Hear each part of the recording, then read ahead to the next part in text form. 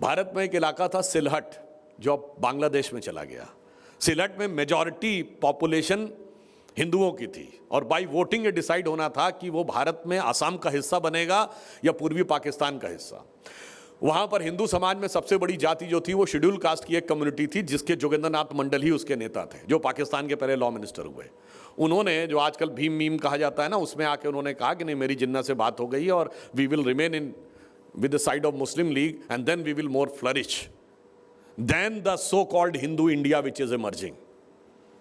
और उन्होंने अपनी जाति का वोट डलवा दिया तो हिंदू वोट डिवाइड हो गया and Sylhet became part of Pakistan.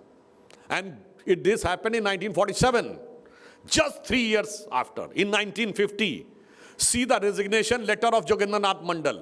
वो पैथेटिक होके कहते हैं कि उन्हीं की जाति के लोगों के घरों में आकर गांवों में आग लगाई गई, लोगों को मारा गया, महिलाओं से बलात्कार हुआ और कहा गया एक ही रास्ता है, कन्वर्ट हो जाओ या कट जाओ।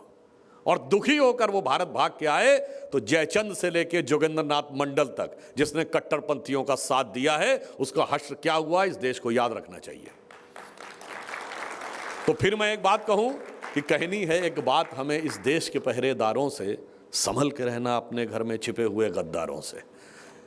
जो जनरल बिपिन रावत ने 2.5 वॉर की गई थी। लास्ट में मैं कहना चाहता हूं, बी रेस्ट एश्योर्ड, इंडिया का टाइम आ गया है। जो प्रधानमंत्री जी ने कहा ना, यही समय है, सही समय है।